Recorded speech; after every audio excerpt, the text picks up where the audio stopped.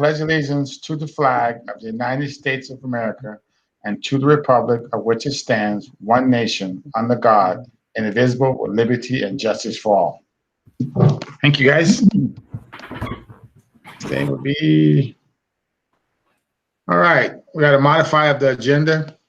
Yes, President Holland and members of the board and audience, I would like to have the board meet with legal counsel to discuss real estate matters with the school district and bordering school districts as well. After the executive session, the board can return to its regular schedule and proceed with board comments. And so the executive session will follow item C, personnel exhibit with Lynn Rossellini. Can we get a motion? Motion to add executive session to the agenda following the action to discuss real estate. Second? Second. Okay, be first and second. All in favor? Aye. Aye. Thank you. We are added to the agenda. Thank you. Thank you. Next thing on the agenda is board calendar and record request summary. Any questions about the calendar? No. No. Y'all good with that? Any questions about the public request summary spreadsheet? Nope. Nope. Moving right along. All right. The goodie part. The next item will, somebody say something? Okay, next item be draft incoming superintendent contract review. Ms. Lynn.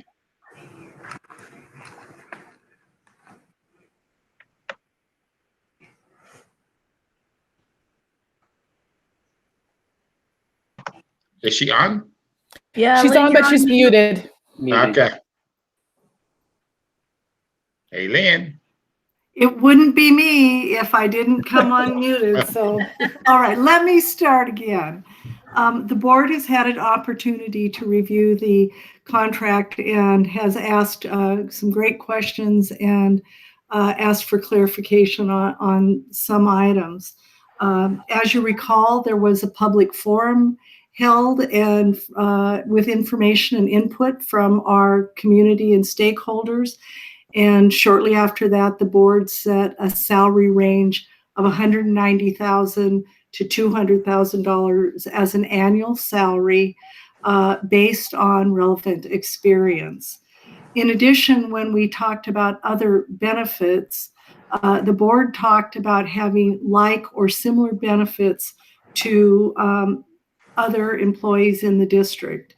And so most of what you see is identical or very similar to what our other employees receive. So with the choice of the board, are there any additional questions, or would you like to go through the sections that I've received questions on?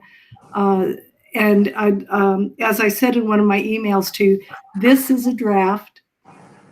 There are, we will clean up any typos, any mistakes, and this is the board's opportunity to modify this contract. And so I have noted those areas already, and I believe the board has seen them. So are there any questions at this point?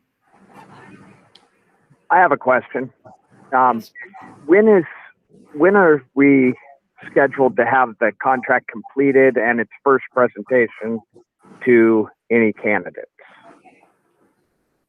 Well, the board will have an opportunity to review changes to finalize the document.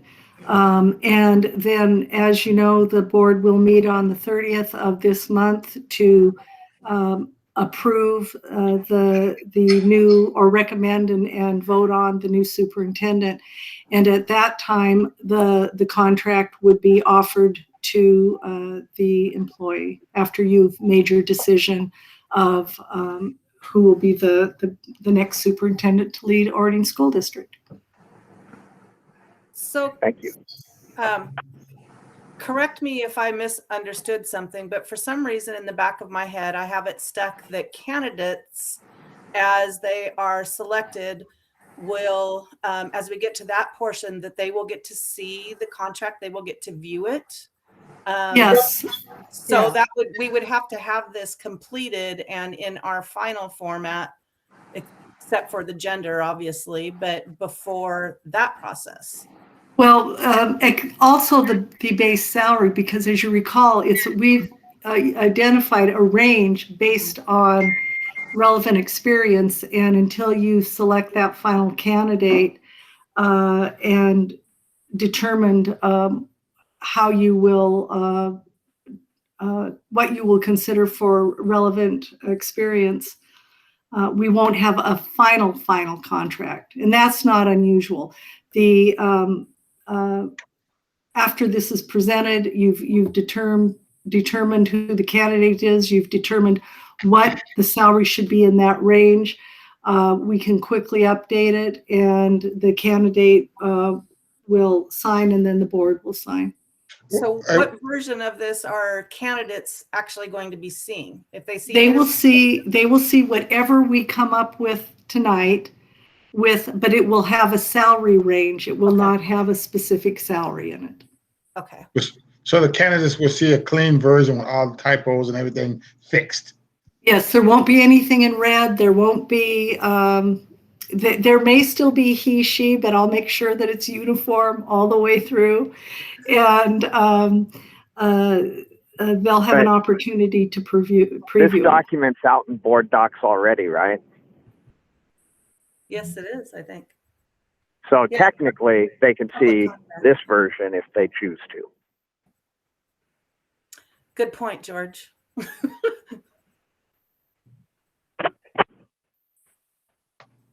That is correct. If they want to go in the board docs, they can look at anybody can. It's public. Yeah, this is for the public public document. So there are some questions, and those of you who have posed the questions, did you want to go over those one by one, or is are there any recommended changes at this time?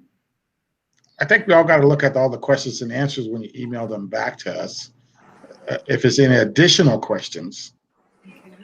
I thought Melissa had a question regarding the superintendent qualifications stuff and something else. Yeah, I was asking specifically about for if we end up selecting a candidate to be our superintendent that has a doctorate degree plus the Washington State Superintendent Certificate, paying for both of those. Is that necessary? Can we pay for one? We had questions, there was some questions that Kathy had raised and questions that Melissa had raised. And I had some questions, follow-up questions to those. And I kind of thought this meeting, we were going to talk about each of those sections that we had questions about and have that discussion. We can do that. Go ahead. Can we? And that's why if you'd like to go through those sections that where there were questions, we can certainly do that. I have that highlighted and a copy of all the questions. We can go through it. And then if the board has additional questions, we can go through those too. It's how you would like to proceed. What makes the most sense for you? So I kind of organized my thoughts according to the organization of the contract. Okay. So I think the first place where we had some questions was around professional development. Number 4 was the first one. Yes. Yep. Professional And development. then there was, I really liked, I think it was Kathy's suggestion or Melissa's, I can't remember, to say that the professional development added clause that said it was related to Ording School District goals. And I agreed with that. So I was just wanting to say, yes, please, let's make that change unless anybody was against that. And Melissa also added a pre-approved, right, Melissa? Yeah, and I had a question about that. if we add a clause like pre-approval, like to me, professional development might include, maybe it's like $100 workshop, or maybe it's a book purchase. And so if we required board approval, would they then have to submit those requests individually for this professional development for pre-approval? And I don't know if I want to do that to them or to us. It would, if every expense has to be pre-approved, if a superintendent was to go to a workshop and want to pick up a book, that wouldn't allow for pre-approval. Can I just specifically in that item number 4, professional development, the request for pre-approved is directly related to the very last sentence in that paragraph, where it states reasonable time away from the district will be paid as part of the annual work year of 260 days. I wanted that time away of request to be pre-approved by the board. And I would really like to see that be a formal process and not just a, hey, call up one of the board members and say, I'm leaving tomorrow. Just have that be a formalized process and request in the contracts. So you'd like that as board action? Yeah. Yeah, and that makes more sense to me than approving like book purchases and stuff. So thank you for the clarification on that, Melissa. Yeah, and that was what I intended also. The thing is about the pre-approved is if it's going to be related to our goals, shouldn't we know what it is ahead of time so we know that it is? I guess that's what I thought the pre-approved also included. I think we're going to run into a bit of a muddy situation if we try to me, $1,500 a year for professional development isn't an exorbitant amount. And I think if we're choosing the correct superintendent, they should have a level head and be able to kind of police themselves in that way, as far as whether or not it goes, and they shouldn't need the pre-approval to buy the book or whatever it is, or know that it's related to the district. Obviously, if I hear what you're saying though, Kathy, talking about you wouldn't want them just because it's professional development and going and getting a cooking book if it doesn't relate to how we're, supposed to be improving the district. Mm-hmm. And I specifically meant for like classes, workshops, things like that for the goal related. So. Yeah, because you get pre-approval. They know what every conference that's coming up or every something they have to take. They know in advance what's going to happen, so they can come to the board and say, in November this is going to happen. In December, this is just like the board calendar. They can put it on the board calendar, and we can approve it or deny it as it comes up. Put it on the board calendar. Are you asking for a board approved professional development plan? That would be nice. I view that more as something you decide on when you see that needs to happen. But I do like the statement of having it aligned to the district goals, so that it's working in the district's interest. And if that improves them, that's great, because that also works in our interests. So we can add a statement that it must be related to OSD goals, and I had suggested OSD goals and operations, and that it would have to be pre-approved. It's whether or not I need clarification on if you want pre-approval for the activities and expenses that are listed there. Registration fees, tuition, books, materials, lab fees, and other costs and expenses directly related. Yeah, I don't want to pre-approve that stuff, but I agree with Melissa that the time away, I'd like to know when they're out of the district. So we'll tie the pre-approval to the reasonable time away from the district. Okay. Yes. And I liked Stanley's suggestion or reminder that actually, because this stuff is entered into the calendar, we are informed about it and we approve that. So I wasn't looking at it that way. So thanks, Stanley. I have one final question on that. In your response, Lynn, to Kathy on that same item, your last part said that this is not part of the salary. So, No, but it is not. but it does, it kind of falls in that perk category, right? Doesn't it still get recorded as it's public knowledge that? Well, it's public knowledge, but it isn't money that goes into the superintendent's pocket. It is really used for either prepaying for registration or material or reimbursing the superintendent. If the superintendent does not utilize that, and sometimes first year, second year superintendents just don't have time, that money will be banked. And just as the professional development money for our principals and our central office folks, it is, if it's used, there is a limit on it for appropriate activities. And if it is not used, Marcy keeps her money. Thank you for clarifying. I was just a little confused as to about how that works, whether it's part of a, a perk package kind of thing or not. So I appreciate that very much. Thank you. It doesn't go in their pocket. Is it her? I did have Melissa had a question about the National Superintendent certification. Right.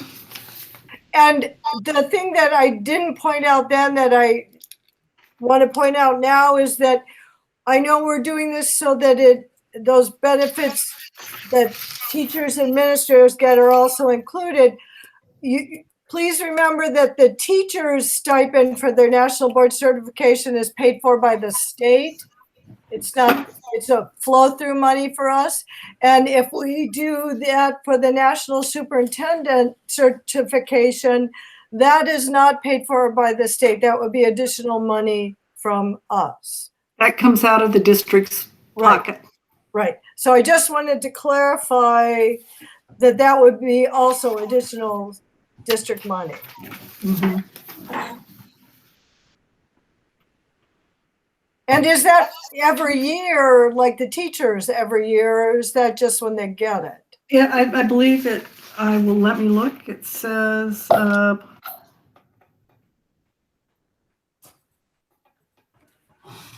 annual. I just saw. It does say an annual stipend. So if we're going to, are we going to try to hit all of these things in tonight's meeting? It would it would help us. End up being it's going to get a little bit long, and I know that particular item is down there, and I definitely want to get to that. But do we want to stay kind of in line so that we can? Let's sure. I think it'll be easier if we go in order. Okay. So the next section I saw questions on was the professional conferences and workshops. And Melissa, I think that one came from you. And I don't remember exactly how you worded it, but I got the impression that you didn't want all of those listed or included. Well, this was again pre-approval. I think it already says that. The board approval. Oh, no. Oh yeah, with board approval. Yeah, board approval. Yeah. May attend.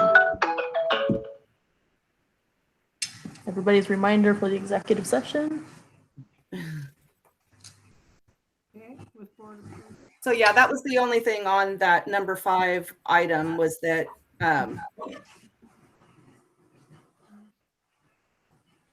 there was a question on outside work.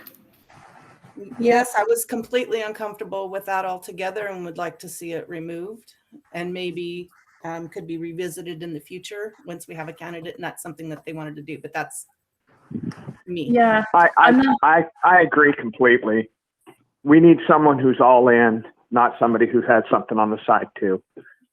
Yeah, and I agree with that. However, my thought is that if we eliminate it from the contract, it's then allowed, and there's kind of no guidelines or rules around it.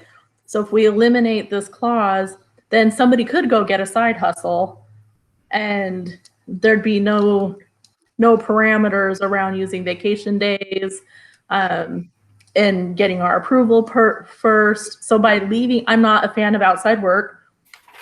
It says with board approval, which we could deny. I'm just afraid if we took it out and that situation came up, we wouldn't have any recourse around it. Could we just redefine that outside work? That's the superintendent agrees that their job is with the Ording School District and will not seek outside employment. Outside work prohibited. Yeah. Okay, but you guys, if somebody needs a side hustle to support their family, I'm not going to prevent them from doing that. I absolutely don't want them to. I don't want it to interfere with their work with us. If they have to work, they're going to have to use vacation days, but that's their personal time.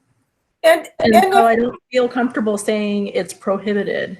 And if they want to use their vacation days to go be a 2-day consultant and bring us back lots of information and maybe some recruitments. I mean, as a professional, you benefit from some of those things.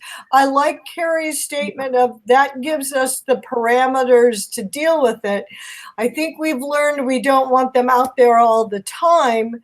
And I like that we have a way, if it's board approved, like Carrie said, then we have some parameters on it. And if it's board approved, we know what they're doing. Exactly. And just to be clear, I'm in agreement with you. I feel like this is going to be such a full job for someone's life. It's going to be incredibly difficult for them to have another gig. But I feel like this gives us, this requires that it becomes, that we're aware of it, and it gives us an option to allow it or not, versus omitting it where we really have no say in the matter.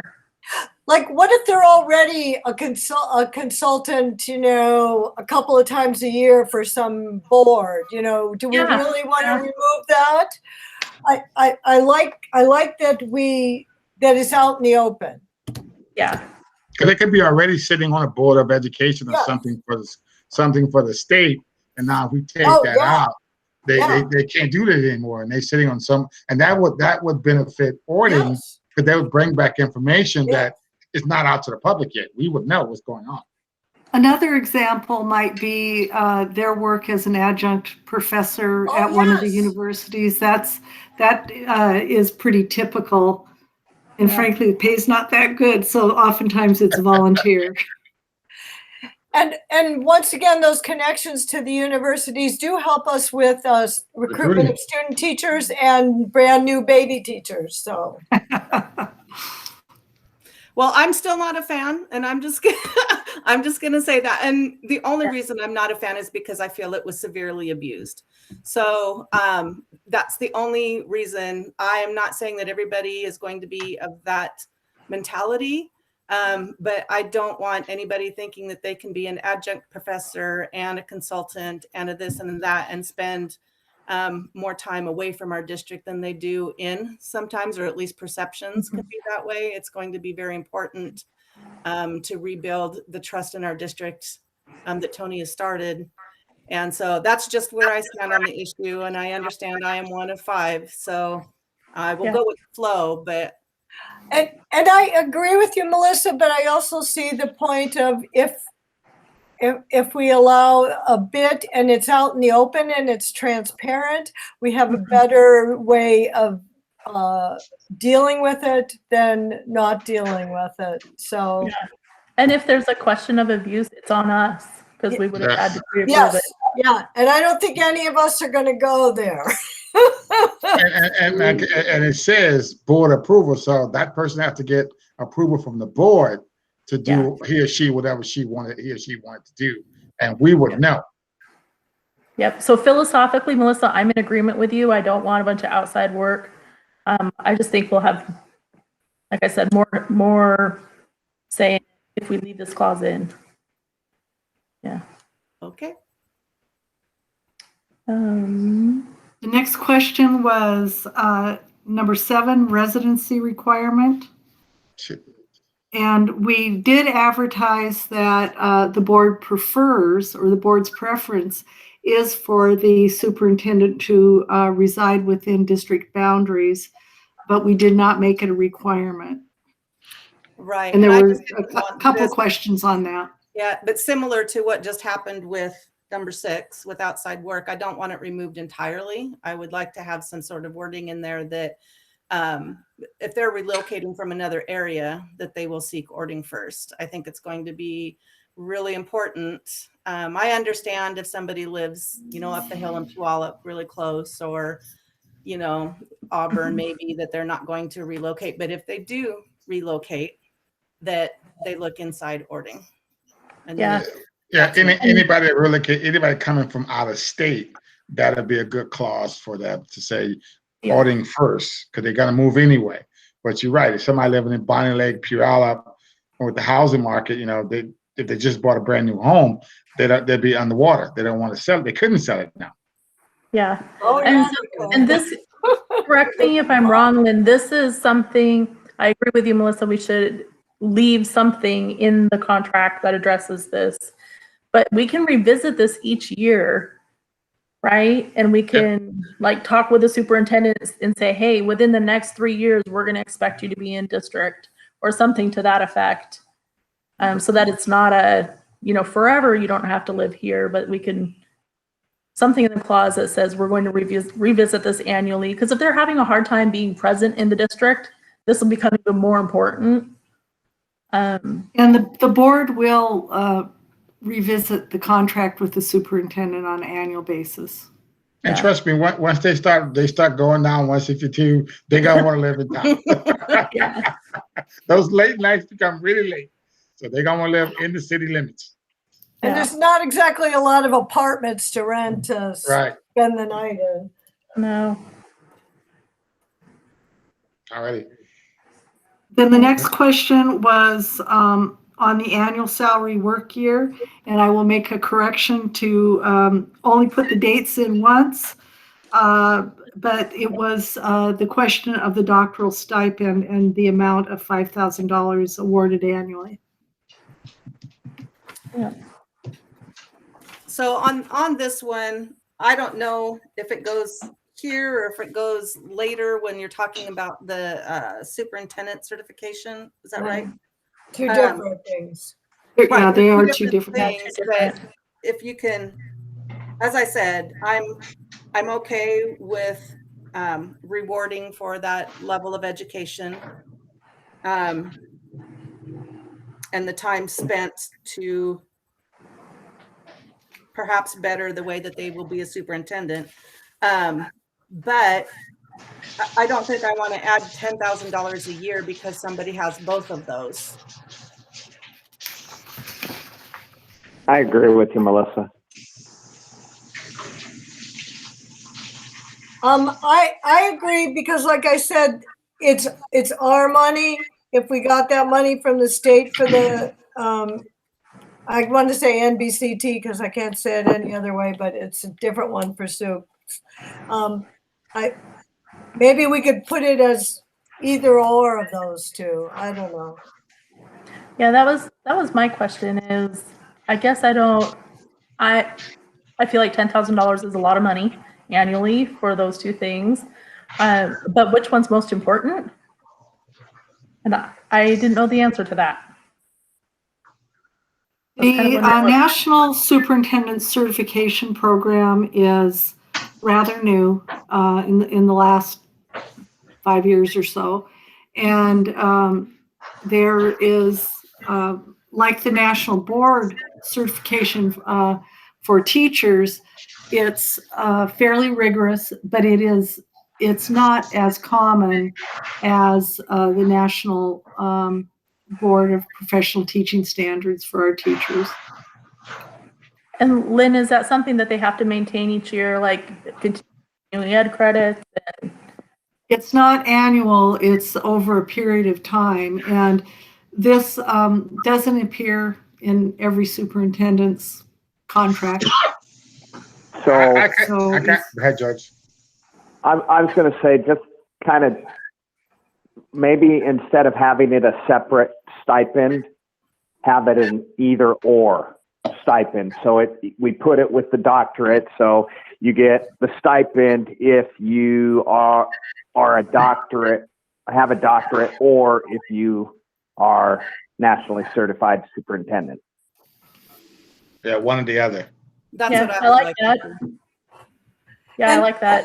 And the other thing is that, you know, in the professional development money, we could, just like for the teachers, we could allow them to use that money to become nationally certified, and therefore they would gain something and they would not be paying for it out of their pocket. So there's, you know, there is a benefit for them still with doing that. So that's just my feeling. Well, you're offering with a doctorate or a superintendent certification, one or the other. And if that they want to take that money and go toward a certification, then feel free. But Yeah. the first 3 years, they're gonna be real busy. As long as they can prove that it goes with the district goals. There you go. Yeah, in Perfect. fact, any of the national board stuff, it is aligned with district and educational goals. Melissa, were you okay just backing up a hair about the longevity, the 3% and 2%? Not really. That's the next question I had for you. Okay. So again, That would be under 10 if you're looking at your contract, 10, it's the Yeah. second paragraph. yes, it's item B under the same one as the doctorate was. I just, because I had asked if that was stacked. So if you had a 16-year veteran superintendent that applied that we really liked and we decided to hire that person, then they would get 3% for their tenure, 10 years of superintendent experience, and 3% for being 15. So at the next 5-year increment. So that's an additional 6% on top of the salary. And then as they get to 20, of course, it says in there that they'd have the most recent 3 years would have to have been in Ording School District. Yeah, I'm not sure what to do about it, but I'm not feeling warm and fuzzy about a longevity stack that way. And I have a question about that. Having been in the negotiating team that first got that for teachers, that was longevity in the district for teachers. And this is just longevity, and I'm not sure where it stands for teachers now. You know, do they still have the longevity? Is it just is that years here in the district? They have longevity, I believe it's on their total teaching experience. Okay. Because originally that was something that was offered as an incentive to encourage people to stay with us. Mm-hmm. Hey, Well, Linda, with something that Melissa just said, the first thing that came to my mind is longevity on this kind of position. I mean, they're going to be meeting with us annually and getting performance evaluations. And is this 3%? That's not their annual, that's not a raise factor for them. That's on top of any raises that they are awarded, correct? Any cost of living. Yeah. Yep. You're right, George. Yep. So basically, every time they go 5 years, they've got, 5 years worth of whatever raises they were given. And then they get a 3% on top of that. Yeah. So like It's a good assuming gig if you can get it. 200,000, if you started at 200,000, let's say your salary remains flat all 20 years, we're talking, $16,000 is what that's equivalent to. It doesn't account for base increases. So one of the things, I know that we as a board have kind of just shot it out. We haven't really discussed it, but, and then one of the things that we learned in the forum when we had that night was that increase in pay tied to excellent work rather than just being here for X amount of years and sitting behind the table. And by all means, I am not trying to devalue somebody's years of experience. That's not where my thought process comes from. I know that if you have all that experience, you're also going to be able to ideally facilitate some major changes that we need to see happen. So experience is great, and I'm not demeaning that at all, but I would much rather, instead of saying you're going to get an additional 6% for having 16 years of experience, that we say, okay, maybe we can recognize part of that, but let's build in somewhere in our contract SMART goals, for lack of a better word, but something that's achievable and recordable and something we can measure that says, hey, you did a great job. We saw, for instance, test scores go up by X percentage, and you did a great job making sure that that happened. So let's reward the superintendent for that. Yes, they would be one-time bonuses, but it doesn't mean that they couldn't occur thereafter with increased test scores, for instance, or passing a bond and then 2 years later passing that levy. This one probably is going to need some more, in my opinion, some more discussion. I don't know if we have the time to do that tonight. Yeah, and I believe. Lynn, your comment in response to Melissa's question about building that bonus strategy with the superintendent and identifying those goals, they should be participating in that. So Melissa, we heard that loud and clear that we want to have some kind of incentive tied to district performance. The evaluation and extension of the contract, Section 8, addresses the board meeting with the superintendent to set and review annual goals during that process. And there is a statement that says any increase in annual salary, contract enhancement, or annual bonus award made during the life of this contract shall be in the form of an amendment and shall become part of this agreement. So you've got it covered in this section. And as Carrie said, sitting down with the superintendent after he or she has had at least a month or so to get their feet on the ground, to set annual goals and to look at this. So I think you've got what you're talking about covered in that part of the contract. Thank you for reminding me about that, Lynn. I do remember seeing that now. And so thank you. So the only thing that we would need to address in this paragraph is the longevity increments. But if let's say we leave that money sitting in there, we could implement a bonus structure that replaces the longevity payments. We can say, okay, in lieu of, that 3% at year 15, or even like year 10, we can say within 10 years, we hit this level of performance as a district, then that's a $6,000 bonus, which would be equivalent to that longevity. We could replace the longevity clauses with bonus and performance incentive in a different way. So it's not I think I see what you're saying there. Does that make sense? So that first 3%, assuming a $200,000 base salary, which we set the range at 190 to 200, that's $6,000.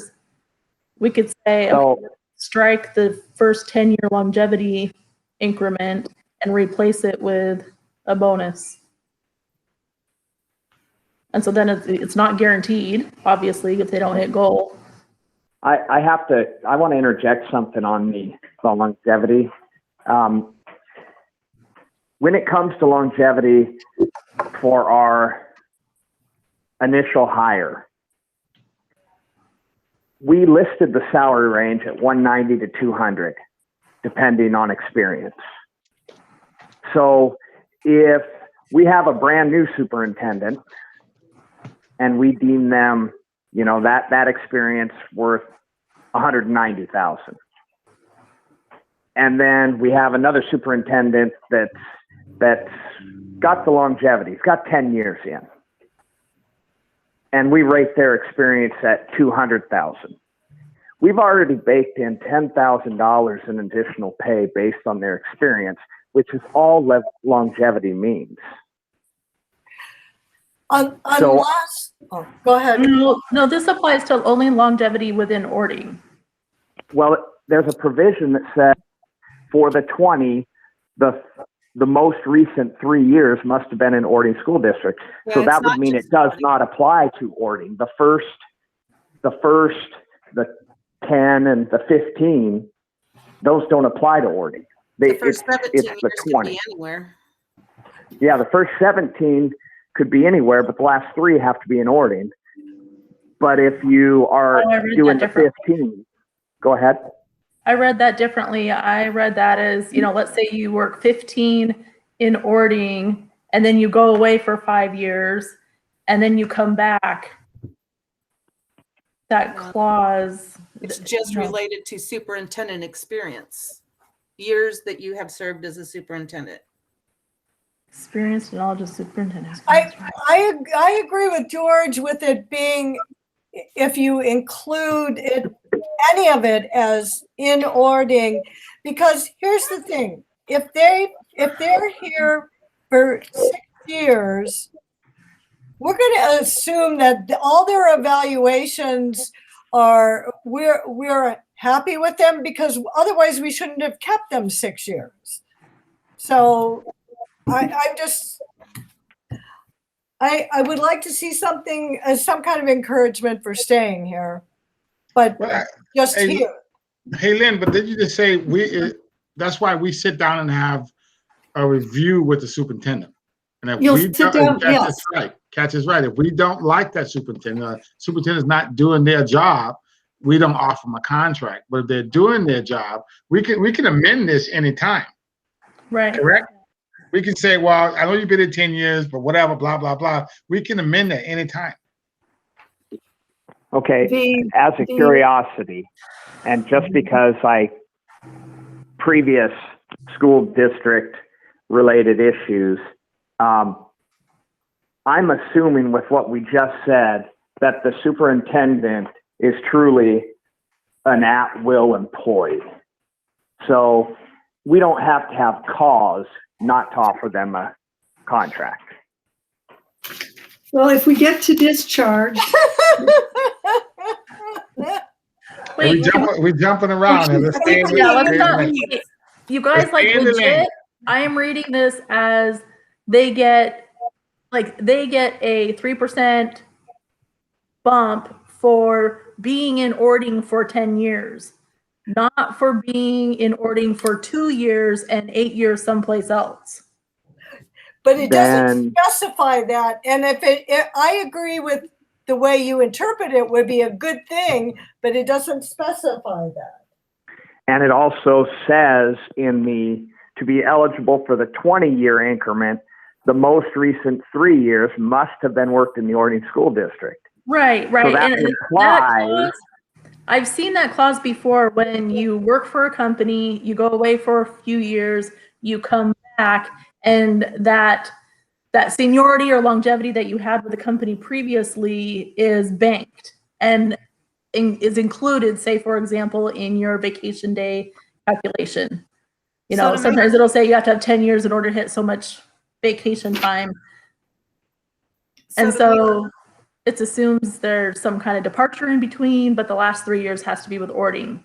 I'm not paying for anybody I'm not paying extra, or I really don't want to pay extra unless the rest of you want to, for somebody who's worked 20 years at another district. This is a longevity in Ording clause to me. if the longevity is too complex, and it's really important that it is spelled out correctly so that Marcy and her payroll team know how to apply it. If this is too complex, again, I'm going to refer you back to the evaluation and extension of the contract, where you can set goals, you can award bonuses or contract enhancements, and then it becomes an amendment to the contract.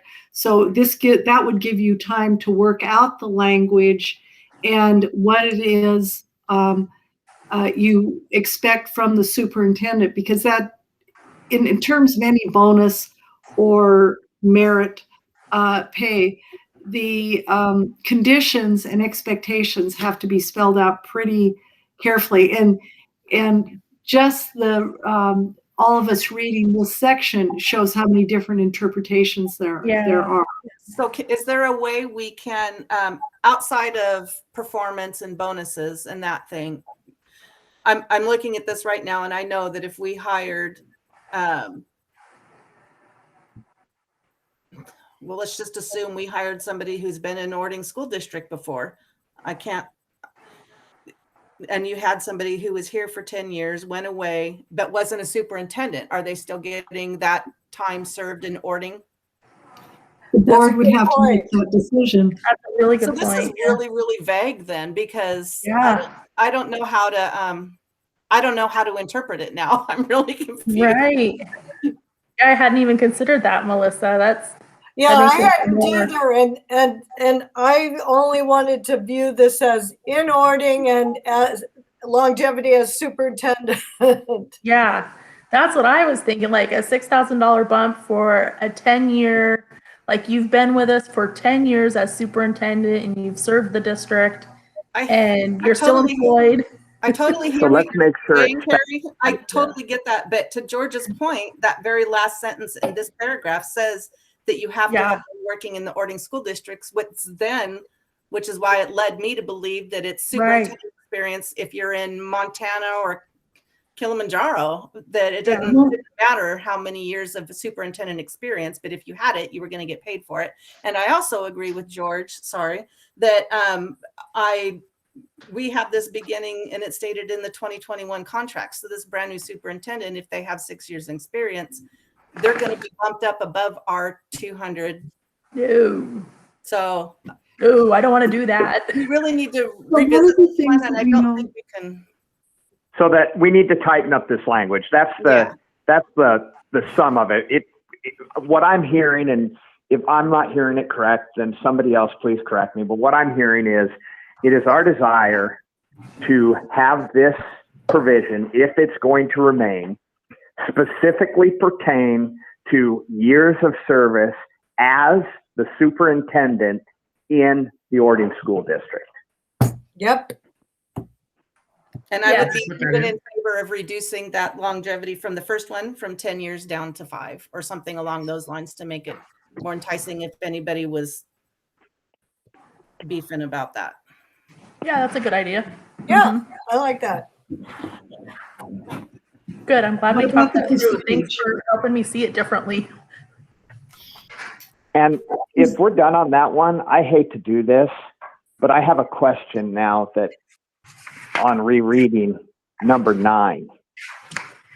Is that a contractual provision of the superintendent or of the board? Well, it's an agreement between the board and the superintendent. Right. To me, that sounds like something that the board should be committing to the superintendent. We commit, we will do this. I don't know that that's a term of the super. I mean, I could see saying that, the superintendent's responsible for following up on all referrals for study or action sent to them by the board. That's something that the superintendent could be held accountable for. But in this particular case, the way it's worded, it really sounds more something that the board needs to be held accountable for.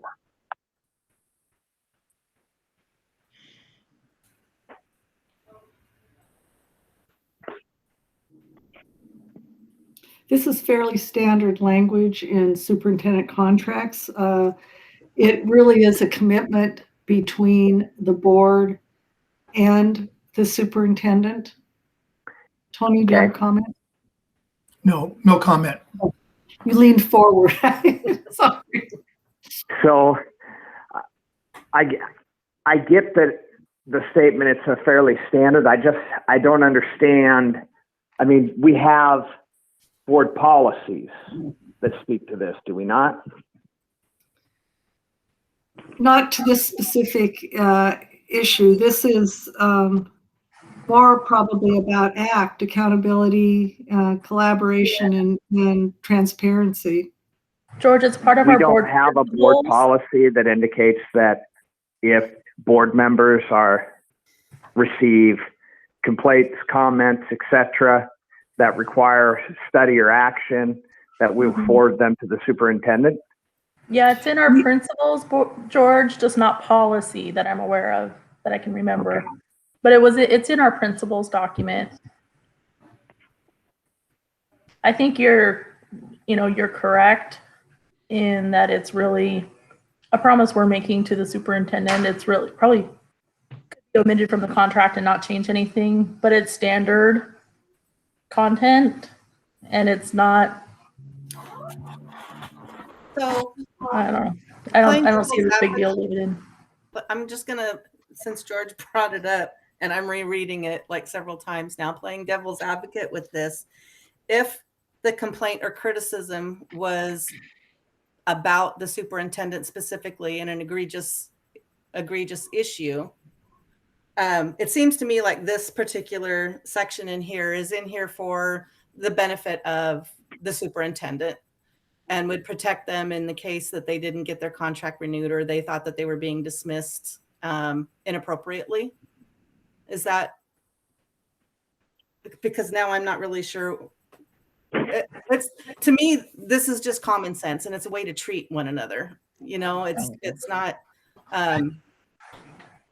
but now I'm wondering why it's. Okay, so I actually, based on your statement, I have kind of a follow-up question. If the complaint for, be it performance of job or misconduct, directly relates to the superintendent, is the board really going to turn that over to the superintendent to review? For study and action, yes. So if the board gets a complaint of sexual harassment with regards to the behavior of the superintendent, we're going to turn that over to the superintendent? Well, actually, there is federal law that talks about sexual harassment complaints, and that goes to the Title IX officer of the district. So that's, but that's a specific to what you're saying, George. Is that I think what you're saying is that if a superintendent is accused of wrongdoing or illegal action or conflict of interest, would that be brought to his or her attention? Well, it'll definitely be brought to her attention, but would we have the superintendent actually be in charge of the study? Because I know one of the pieces of feedback we got after our experience last time around is that significant portions of people were uncomfortable bringing their complaints forward because they were afraid of retribution from the superintendent. Well, the board has the right to determine whether an action or, an accusation is investigated internally or externally. The teacher's contract, or the OEA contract between the district and OEA, says that if there is a complaint brought to the principal, it comes to the attention of the OEA member. So again, when we do that, we have to consider the nature of the complaint and whether it is something that merits an investigation. But if somebody says, I don't like the condition of the the turf at the stadium, and something needs to be done with it, do you go to Curtis, or do you bring that attention to the attention of the superintendent and expect that it will be dealt with? If there is a complaint that someone is doing something illegal, you would either you could bring it to HR, you could call an executive session, you could consult your attorney. I don't think there's any expectation that the superintendent would investigate themselves. Well, and the only reason I bring it up is because we said this was a commitment between the board and the superintendent. If I got an email saying, I believe the superintendent is, I saw them do this, that, or the other, and I have serious concerns about it. Dependent upon who was making the complaint, I wonder if taking it directly to the superintendent without any kind of investigation, having them be in charge of it, is putting the fox in charge of the hen house. But again, I mean, if what we're saying is it's really, we still have discretion where we can choose not to follow this. It's just I'm not used to putting things in a contract that I plan on claiming discretion on later.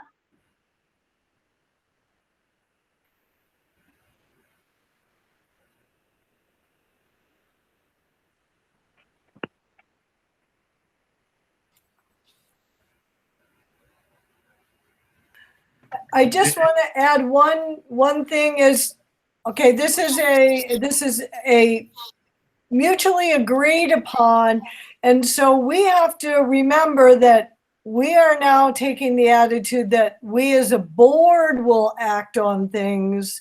So we need to remember that we're holding ourselves responsible now, and so some of our worst case fears are actually more worst case fears if we don't act on things.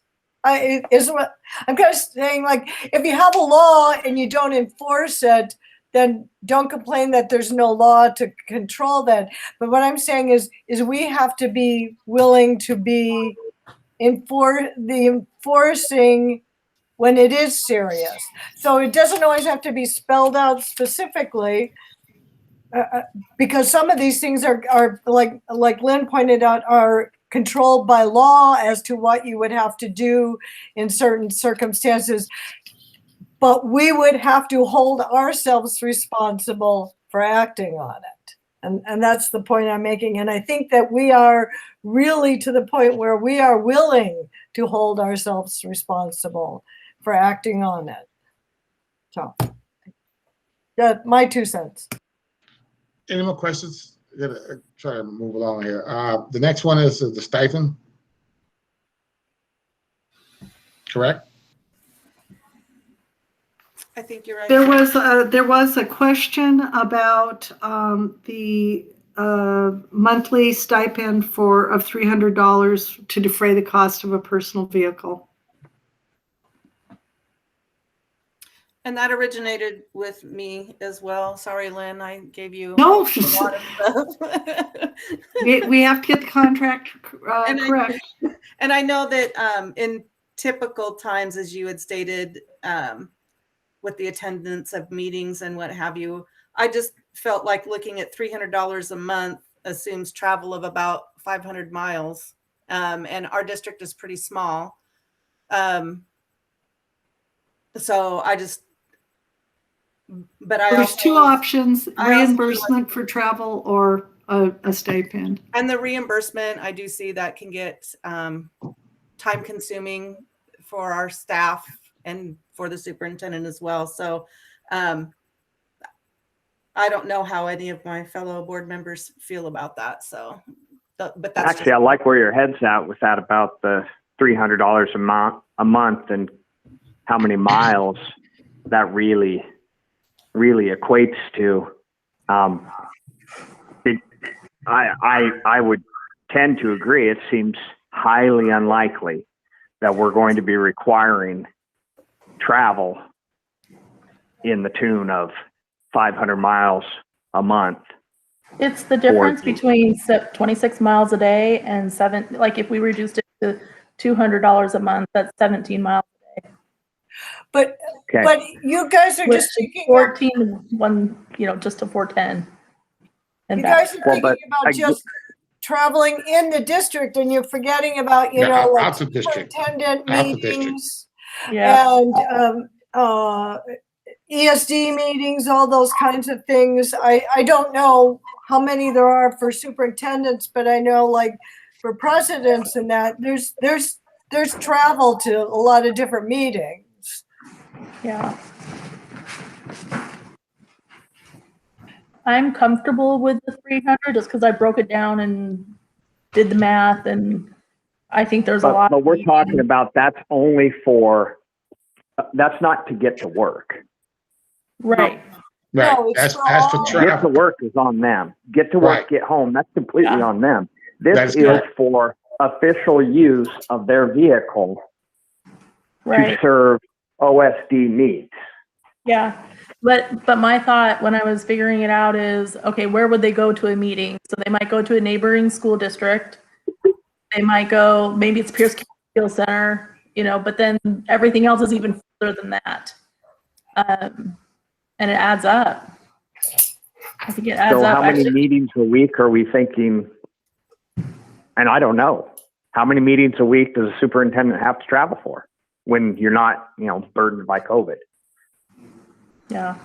There are monthly ESD meetings. One of the heavy times of the year that there's travel is during the legislative session.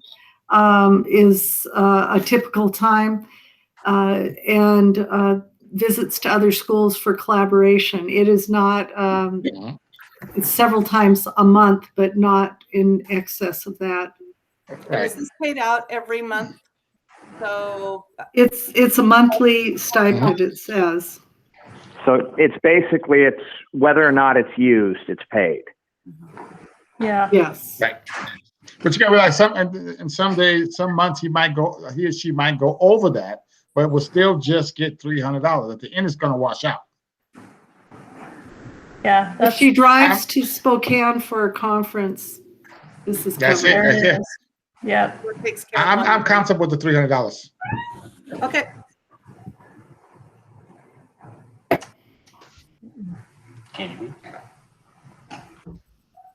Next question. Where we at? There was a question on H, and it was about the number of vacation days and whether or not unused vacation days could be carried over from one contract year to the other, provided that there was that total doesn't exceed 50 days. Marcy, do you want to explain how we recapture unused vacation days? The current process is we start looking at vacation somewhere around April or May, and if anyone's close to the amount that they would possibly be losing, we let them know that about that time across the district, because there is a board policy regarding how many maximum vacation days any one person can have.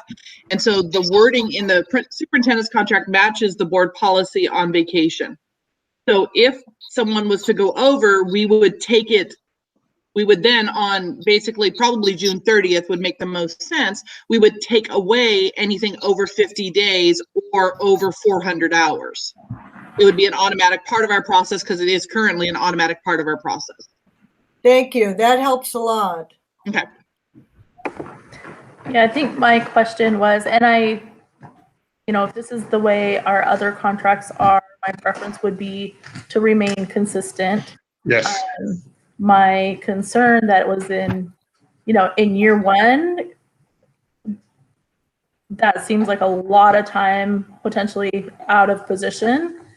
And then let's say year one's crazy busy, so they bank it and it rolls over, and it's basically like a 2.5 month hiatus from their job. And that was, I just don't see how that could even be possible.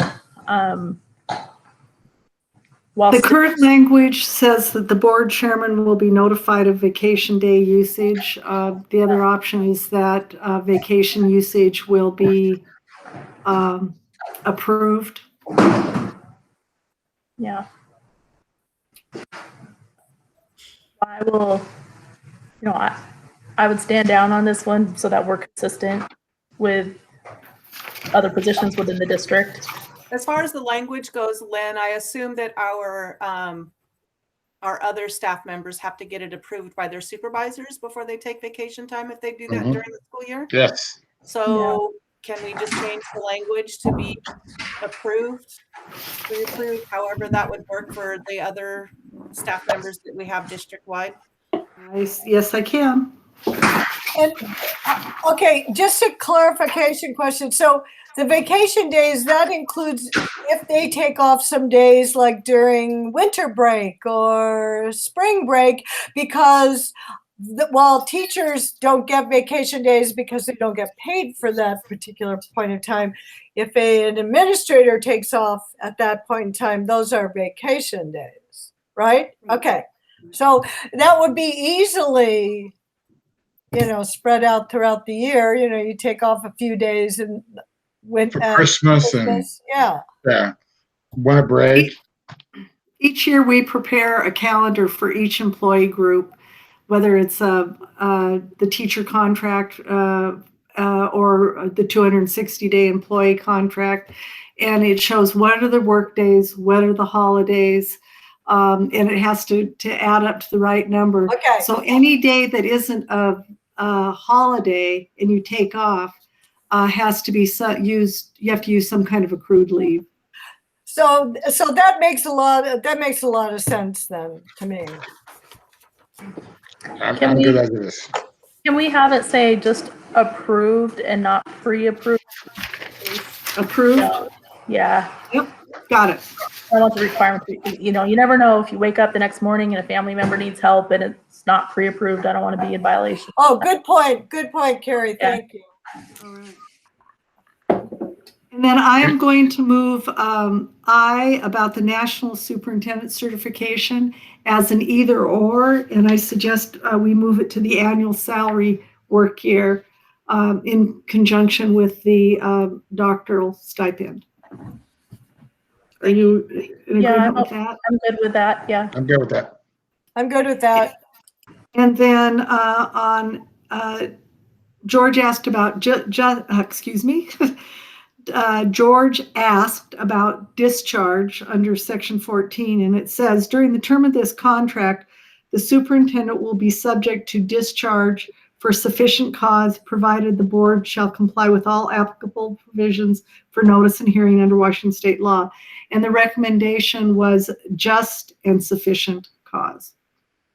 Yeah, that's what Melissa and I also. Thank you for Well, and actually my question was misplaced under an earlier section. I brought up the fact that somebody mentioned that if we've had a superintendent for 6 years and we're really not happy with them, we just don't enter into another contract with them.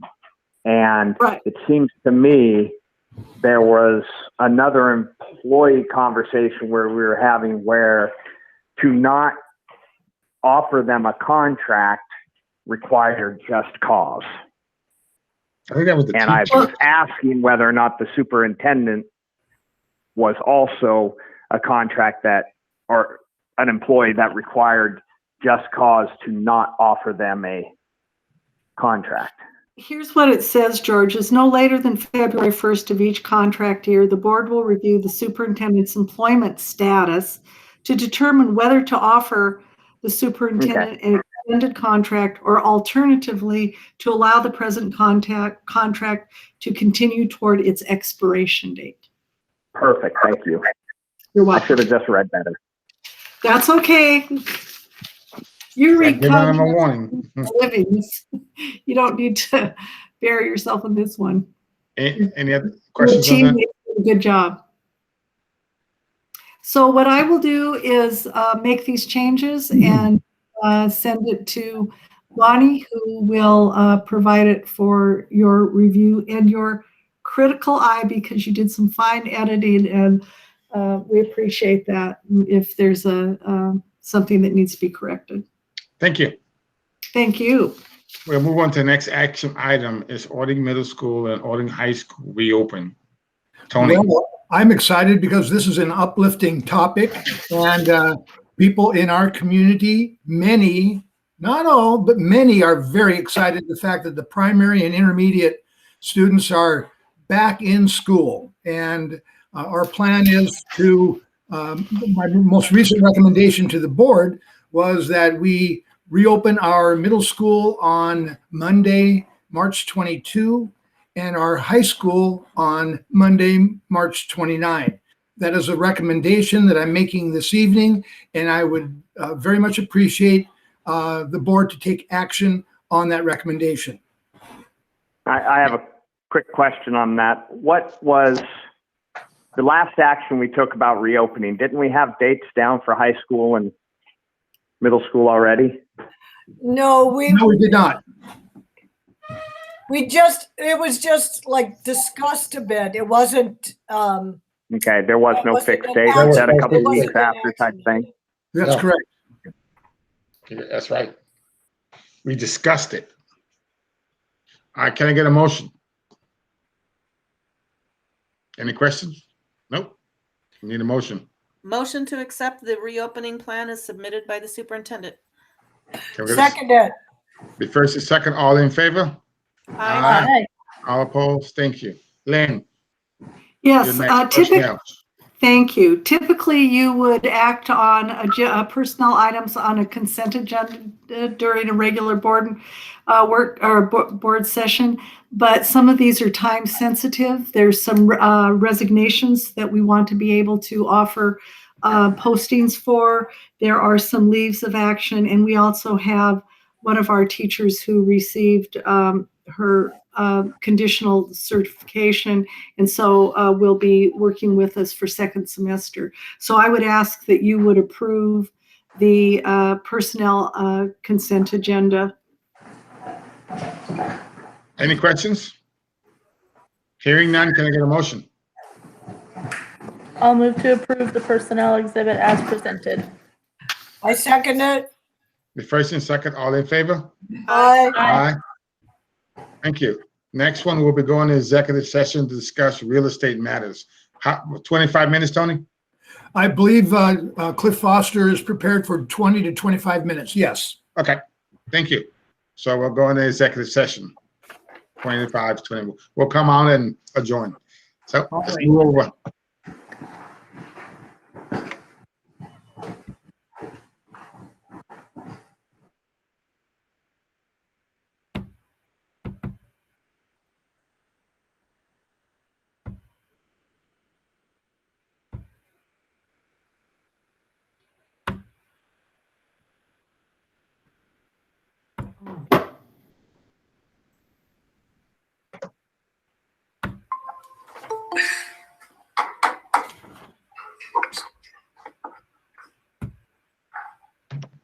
And there's Cliff Foster, who has been anxiously awaiting. Dr. Yeah. Apostle? Yes. Dr. Apostle, you are still in the board work session. Yes, and there's Cliff Foster, anxiously awaiting. Sorry, we took more time we anticipated, Cliff. Dr. Send him an Apostle, email. Oh, that's all right. I was Hold on. doing my billing and catching up on emails, so no problem. I'm used to this. Well, thank you very much for waiting. may I please ask you to please hold just for a minute. We still have Dr. Apostle as well as Board President Holland in the board work session. We Oh, can I hear got you. it. Ah, I'm sorry, I couldn't hear that. We need to hold off on any discussions until we have the open session shut down from the people that are here in this executive session. Oh, very good. Yes, excellent. And make sure we're not recording this either. Excuse me, Dr. Apostle, you're still in the board work session. what about me, Bonnie? I still see you in the board work session as well. What is going on? That's the only one I have. Who else? Am I okay? Kathy, you made it. Bonnie, am I in the regular session? Yes, you are. You're front and center on my screen, Tony. I don't want to be. Let me see how I can get out.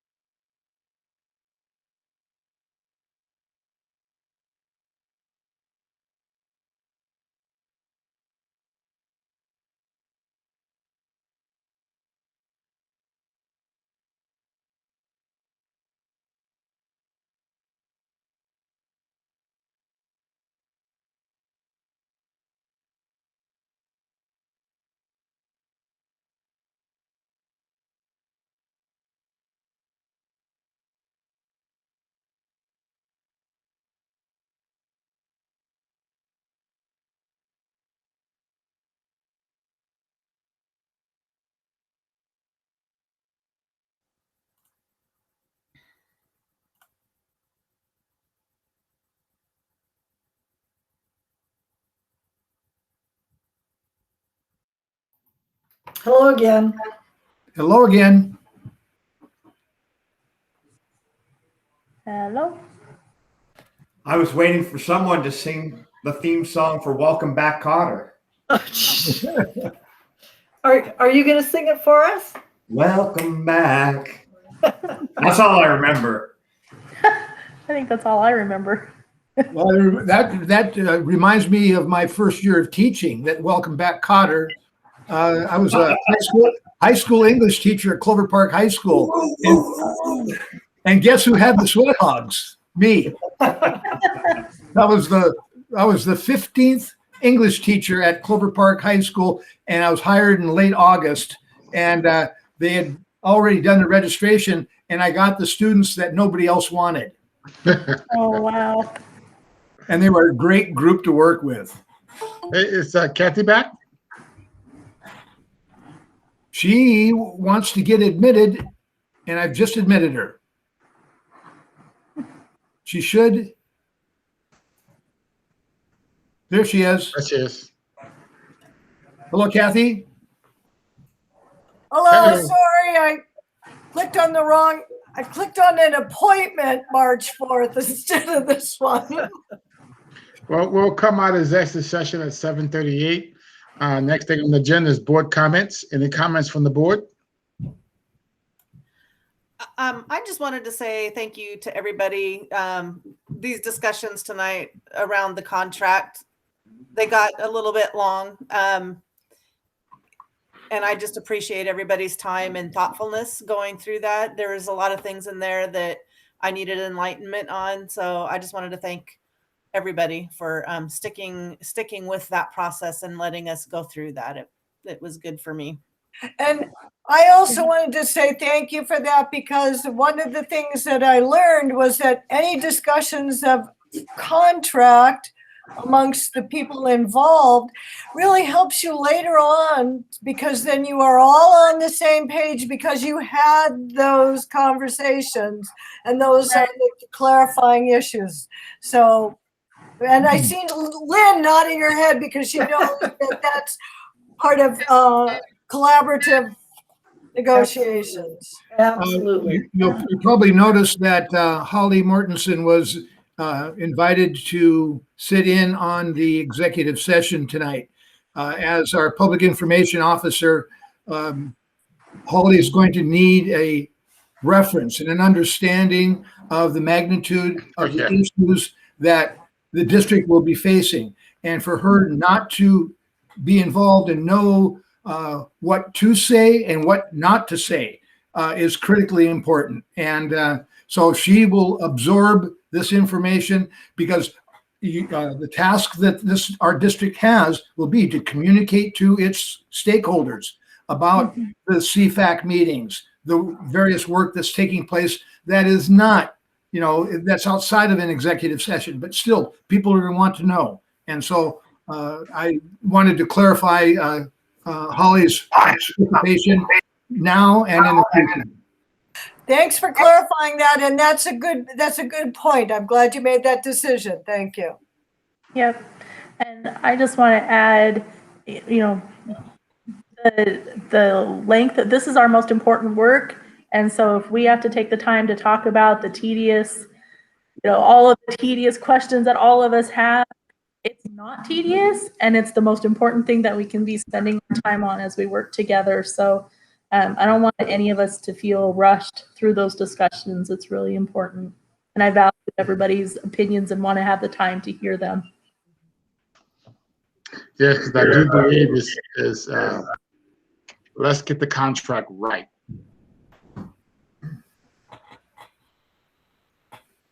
Anything, Judgy? I got nothing. Okay. Very little for me to make jokes of tonight. It was very disappointing. All right, George.